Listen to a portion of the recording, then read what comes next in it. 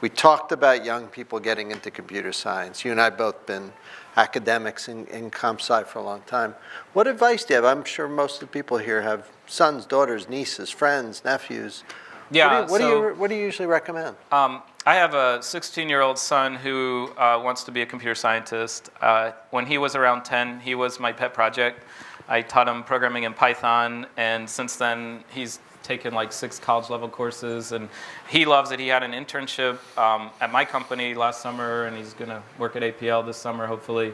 A lot of my friends that I know because of, they're the parents of his friends from school, they come to me and say, my kid wants to get into computer science. What can I do? Do you have any internships? And it's a tough situation sometimes because I really want to help them, but their kid isn't someone I really know, or no one's going to really hire a kid with no experience as an internship. So the first thing I would say is if you set your expectation that you're going to be a volunteer, you can have a lot more possibilities. So work in an unpaid internship, shadowing somebody maybe. And there are organizations that are willing to take on a young, energetic person. And you may be bringing coffee in, to the office, but you may also get to sit in on some talks and do a lot of reading. And if you're really interested, I think you just pursue it doggedly, right? Besides reading the popular press, get an intro book in computer networks or in operating systems.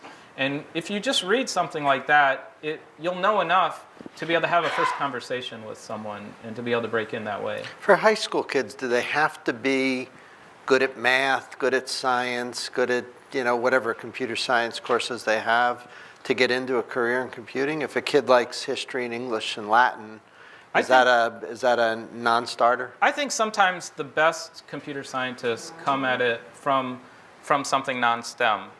They tend to be the kids that are more open-minded, more creative thinkers, and they have a more holistic view of the world, so that when they do learn the science and technology and the math, they actually can put it in a context that a kid who's just focused on the math can't.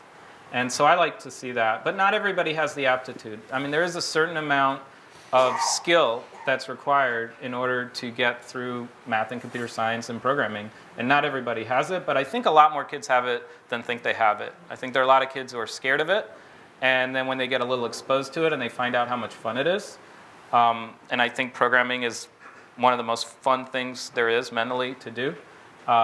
If they're taught it by someone who has a passion for it and who loves it and knows how to teach it, I think a lot of kids can surprise themselves. How do you feel about online stuff? And in general, how do you feel about online teaching and learning? I will never leave the classroom. I mean, the reason I am a professor is that I love teaching in the classroom. That said, I've come around a little bit because of my son. So after I taught my son a bunch, we put him in Hopkins CTY online courses. These are Center for Talented Youth, where they actually have teachers who give these lectures. It's very interactive, and then they have 1 hour a week where they can talk to the person in real life. But they watch these lectures, and I watched him do these, and I was a huge skeptic, and I was really only doing it, to see how it went. He learned so much from it that I flipped. And while I will still never do it myself for my teaching, I will teach in the classroom. I think there's a lot that you can learn online, and I'm amazed at the creativity that a lot of the people who have created online content have developed in getting that content across. So the medium, I initially hated it because I thought it was impersonal, and teaching is about interactions and seeing the students and questions. But if you're just interested in learning something, I think there's a lot you can do online. Interesting.